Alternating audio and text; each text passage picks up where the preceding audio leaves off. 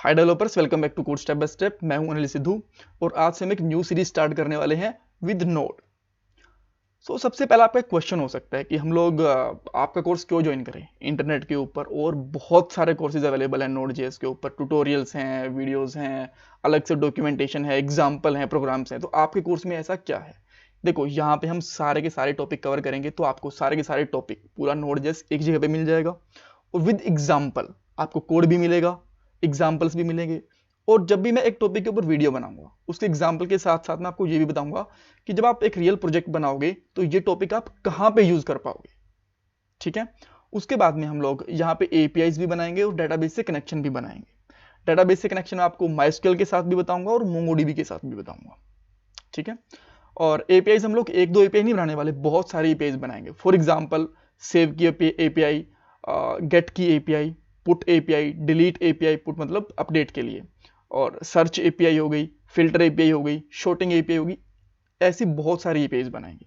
और इसके साथ में हम लोग दो प्रोजेक्ट बनाएंगे। एक प्रोजेक्ट की इंटीग्रेशन करेंगे रिएक्ट के साथ में, दूसरे ही करेंगे एंगुलर के साथ में। और हर एक टॉपिक के लास्ट में आपको ये बताऊंगा कि इस टॉपिक में से इंटरव्यूज के अंदर क्या क्या क्वेश्चन पूछे जा सकते हैं, ताकि आपके कोर्स के साथ साथ में इंटरव्यू की प्रिपरेशन भी हो जाए। और जैसे ही आप लोग ये पूरा कोर्स कंप्लीट करो, आप लोग जॉब के लिए भी रेडी हो, इंटरव्यूज देने के लिए। तो ऑलराइट, अगर आपको स्टिल इंटरव्यू क्वेश्चन के बाद में कुछ क्वेरी होगी तो आप मेरे से कमेंट बॉक्स में पूछ सकते हो, मैं आपको डेफिनेटली आंसर करूंगा। या फिर आप लोग मेरे से इंस्टाग्राम के ऊपर कनेक्ट कर लो, ये आईडी है उसकी, यहाँ पे आप देख सकते हो। यहाँ पे आप मुझे मैसेज कर देना, मैं आपको रिप्लाई कर दूंगा। और आफ्टर दैट जो भी हम लोग वीडियोस के अंदर कोड करेंगे, आपको वीडियोस को पॉज करके कोड देखने की जरूरत नहीं है, उसका मैं लिंक डिस्क्रिप्शन बॉक्स में दे दूंगा और सारा का सारा कोड गिटहब के ऊपर मिलेगा। इवन पूरे प्रोजेक्ट का कोड भी आपको गिटहब के ऊपर मिलेगा। और जब हम लोग प्रोजेक्ट बनाएंगे उसकी बिल्ड कैसे बनाते हैं मैं आपको ये भी बताऊंगा, और उसको आप अपलोड कैसे कर सकते हो एक सर्वर के ऊपर, मैं आपको वो ही बताऊंगा। तो ये आपका एक नोड.जेएस का कंप्लीट कोर्स, कंप्लीट पैकेज है आपका। ठीक है। So don't forget to subscribe my channel and like this video. अब आप बात करते हैं कि इस वीडियो के अंदर आपको क्या क्या देखने को मिलेगा। सबसे पहले नोड होती क्या है मैं आपको ये बताऊंगा, ये क्यों यूजफुल है, इसकी थोड़ी हिस्ट्री देखेंगे। और नोड.जेएस और जावास्क्रिप्ट क्या दोनों सेम है या फिर अलग अलग हैं, इसके बारे में बात करेंगे। हमें नोड.जेएस ही क्यों पढ़नी चाहिए? हमें पता है कि मार्केट के अंदर पीएचपी भी है, पाइथन भी है, एएसपी भी है, जावा भी है। तो नोड में ऐसा क्या है कि हमें ये पढ़ें। और कुछ मेजर टॉपिक, वैसे तो हम लोग सारे के सारे टॉपिक ही कवर करेंगे नोड.जेएस के, बट स्टिल मैं आपको मेजर टॉपिक्स बताऊंगा कि क्या क्या हम लोग मेजर टॉपिक इस वीडियो में कवर करने वाले हैं, ताकि आपके दिमाग में पहले से ही आइडिया रहे कि अब ये वीडियो आने वाली है, अब ये वाली वीडियोस आने वाली है, पहले से प्रिपेयर रहें। ठीक है। अब क्वेश्चन आता है कि नोड.जेएस है क्या। देखो, पहली बात तो आप एक डाउट क्लियर कर लो, अगर आपको डाउट है कि नोड एक लैंग्वेज है, ये एक लैंग्वेज नहीं है। तो अब आप बोलोगे कि यार अब तो आपने बोला कि हम लोग डेटाबेस से कनेक्ट करेंगे, प्रोजेक्ट बनाएंगे और एपीआईज बनाएंगे, अगर ये प्रोग्रामिंग लैंग्वेज नहीं है तो हम लोग इससे ये सब कैसे करेंगे? देखो, नोड.जेएस इंटरनली कोड यूज करता है जावास्क्रिप्ट का। कैसे, मैं आपको बताता हूं। जब हम ब्राउजर के अंदर जावास्क्रिप्ट रन करते हैं ना, तो उसके लिए एक इंजन होता है जिसको हम लोग बोलते हैं क्रोम का V8 इंजन। ठीक है, ये वाला इंजन होता है, ये आपके ब्राउजर के अंदर आपके जावास्क्रिप्ट का कोड रन करता है। ठीक है। अब आप इसको ये कह सकते हो जैसे हम लोग सी प्लस के अंदर कंपाइलर यूज करते थे ना, सी प्लस प्लस में, जावा में कंपाइलर्स होते थे, तो यहाँ पे हमारा V8 इंजन होता है जो कोड को एग्जीक्यूट करता है। ठीक है। वही सेम V8 इंजन हमारा नोड.जेएस के अंदर भी होता है और वहां पे भी कोड एग्जीक्यूट करता है। तो अब आप बोलोगे क्या नोड.जेएस और जावास्क्रिप्ट सेम है? नहीं, थोड़ा डिफरेंस है, मैं आपको बताता हूं। तो ये आपको ये क्लियर होगा कि नोड.जेएस एक लैंग्वेज नहीं है, ये इंटरनली जावास्क्रिप्ट को यूज करता है। ये एक सर्वर साइड का इन्वायरमेंट है। ठीक है। सर्वर साइड में क्या करता है कि ये लोग एक नोड को एक पूरा का पूरा बॉक्स बना दिया गया है, पूरा एक इन्वायरमेंट सेटअप कर दिया गया है, वहां पे आपका जावास्क्रिप्ट का कोड रन होगा, बट जावास्क्रिप्ट से एडवांस होगा। जैसे कि आप लोग वहां से डेटाबेस कनेक्ट कर सकते हो, आपको पता है ना जावास्क्रिप्ट में आप लोग डेटाबेस कनेक्ट नहीं कर पाते हो। ठीक है, बिकॉज ये ब्राउजर के अंदर चलता है, तो हमने सर्वर के ऊपर चला दिया तो वहां से हम डेटाबेस भी कनेक्ट कर पाएंगे। फाइल सिस्टम, जैसे कि फाइल क्रिएट करना, डिलीट करना, ये पहले हम जावास्क्रिप्ट के साथ नहीं कर पाते थे, बट नोड के साथ हम कर पाते हैं। तो ये कुछ एक्स्ट्रा फीचर्स भी ऐड कर दिए हैं। एपीआईज वगैरह पहले हम जावास्क्रिप्ट में नहीं बना पाते थे, हम नोड.जेएस में एपीआईज वगैरह भी बना पाएंगे।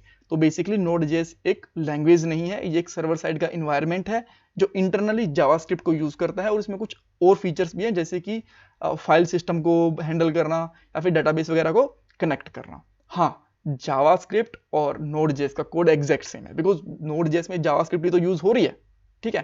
तो अगर आपको पहले से जावास्क्रिप्ट आती है तो आप ये मान लीजिए कि आपने 50% टू 60% ऑलरेडी नोड.जेएस सीख ली। बस आपको इसके फीचर्स और थोड़ा बहुत कैसे ये रन करता है, कैसे फंक्शन करता है, वो चीजें समझनी है। कोड वगैरह सब आपको आइडिया है, अगर नहीं है तो कोई बात नहीं, हम लोग आपको सिखाएंगे, आपको सब कुछ पता चल जाएगा। बट एग्जैक्टली सेम नहीं है। एग्जैक्टली सेम क्यों नहीं है, मैंने ऐसा क्यों बोला? देखो, यहाँ पे हम लोग डेटाबेस कनेक्ट कर रहे हैं, एपीआईज वगैरह बना रहे हैं, और सर्वर साइड से हम लोग फाइल सिस्टम वगैरह को हैंडल कर रहे हैं, तो एग्जैक्टली सेम तो नहीं हुआ, थोड़ा बहुत डिफरेंस तो हुआ ही हुआ। नोड.जेएस टोटली फ्री है, इसके लिए आपको पैसा नहीं देना पड़ता, और ये ओपन सोर्स है। अब ये ओपन सोर्स का क्या मतलब होता है, बहुत से लोग कंफ्यूज होते हैं। इसका देखो, पहली बात तो ये है कि इसका कोड ना अवेलेबल होता है इंटरनेट के ऊपर, ठीक है। अगर आपको कुछ मॉडिफाई करना है नोड.जेएस के अंदर, तो आप इसमें कुछ अपना खुद से कोड करके, और ये नोड.जेएस वालों को भी बोल सकते हो कि ठीक है भाई, मैंने ये नोड.जेएस में कुछ नया फीचर डेवलप करा है और आप इसको यूज करना चाहो तो कर सकते हो, तो वो आपका यूज भी कर लेंगे, और आपने एक बहुत अच्छा कोड लिखा है। बेसिकली जब हम बिगनर लेवल पे होते हैं, 6-7 साल 8 साल तक 9-10 साल तक भी ऐसा कोड काम नहीं करते हैं, बट जब हम बहुत ही एडवांस लेवल पे पहुंच जाते हैं तो हम लोग इसमें कंट्रीब्यूशन वगैरह करते हैं। तो यही है कि ओपन सोर्स का मतलब है कि इसका सोर्स है वो पूरा का पूरा ओपन है, आप उसमें मॉडिफाई कर सकते हो, अपने हिसाब से चेंजेस कर सकते हो, कोई आपको ऊपर कोई कॉपीराइट का क्लेम नहीं होगा, कुछ भी नहीं होगा। उसके बाद में आपको बता चुका हूं कि नोड.जेएस है वो क्रोम का V8 इंजन यूज करता है कोड को एग्जीक्यूशन करने के लिए, काफी फास्ट होता है ये, ठीक है। जैसे कि हमारे जावास्क्रिप्ट बहुत फास्ट रन करती है ना, सेम इसी तरीके से नोड.जेएस भी काफी फास्ट रन करती है। क्रोम ब्राउजर होता है वो भी इंटरनली V8 इंजन यूज करता है, और नोड भी V8 इंजन यूज करता है, ठीक है, ये आपको ध्यान रखना है। ऑलराइट, अब हम आते हैं कि व्हाई डू वी यूज नोड.जेएस, इसका यूज क्यों करते हैं। जावास्क्रिप्ट यूज कर लें, मैं आपको बता चुका हूँ जावास्क्रिप्ट से हम लोग एपीआईज नहीं बना सकते, डेटाबेस से कनेक्ट नहीं कर सकते, फाइल सिस्टम की हैंडलिंग वगैरह नहीं कर सकते। नोड के अंदर सारी चीजें कर सकते हैं। नोड का जो मेजर काम होता है ना, वो एपीआई बनाना ही होता है। अगर आपको कोई प्रोजेक्ट में हायर कर रहा है तो 80% तक चांसेस है कि आपको नोड.जेएस के अंदर एपीआई ही बनानी है, ठीक है। अब एपीआई क्यों बनानी है, हमें पता है कि जो हमारी वेब एप्स होती हैं, जैसे कि रिएक्ट होती है, एंगुलर होती हैं, व्यू होती हैं, ये डेटाबेस से कनेक्ट हो नहीं सकती, बिकॉज जावास्क्रिप्ट में बनी हुई होती हैं।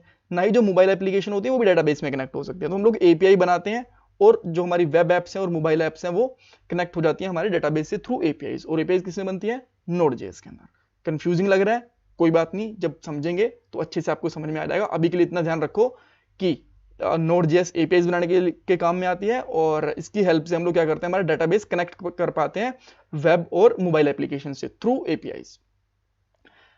अगर आप पहले से ही काम कर रहे हो जावास्क्रिप्ट के ऊपर, तो आपके लिए काफी इजी है नोड.जेएस के कोड को समझना और उसके ऊपर काम करना, because code base totally similar है, सिंटैक्स टोटली सिमिलर है।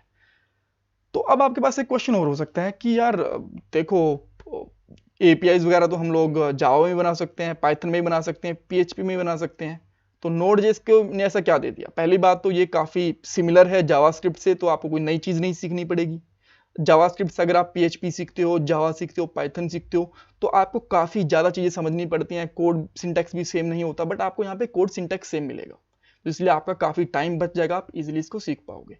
सेकेंड चीज जो बहुत ही ज्यादा इंपॉर्टेंट है, नोड.जेएस सीरियसली सुपर फास्ट है, बिकॉज ये क्रोम का V8 इंजन यूज करती है और जो काफी फास्ट है, इसीलिए इसको भी यूज करते हैं। चैट एप्लीकेशंस के अंदर मोस्टली नोड.जेएस को यूज करते हैं। अच्छा, अब देखो,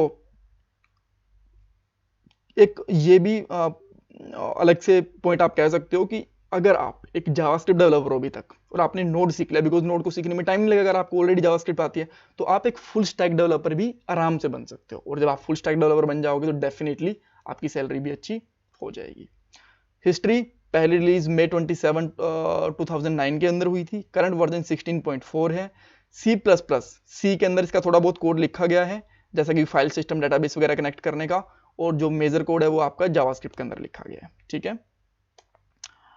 तो ये मत सोचना कि अभी आपको C++ भी पढ़नी पड़ेगी, जी नहीं, ऐसा कुछ नहीं है। आपको जावास्क्रिप्ट वाला कोड यूज करना है, सिंपल है। ऐसा नहीं कि आपको 3 प्रोग्रामिंग लैंग्वेज पढ़नी पड़ेगी, don't very about it.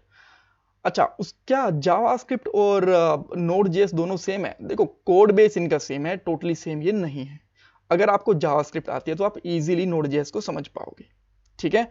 But कुछ चीजें अलग हैं, जैसे कि फाइल सिस्टम हम अलग से लेते हैं, और डेटाबेस हो गया, या फिर अगर मैं आपको बताऊं तो नोड जेएस के अंदर फॉर्म डाटा नहीं होता, बिकॉज फॉर्म तो हम जावास्क्रिप्ट या फिर एचटीएमएल से सबमिट करते हैं ना, तो सर्वर साइड पे कोई जरूरत नहीं होती है उसकी, वो आपको डिटेल में आगे मैं बताऊंगा। तो ये चीजें होती हैं।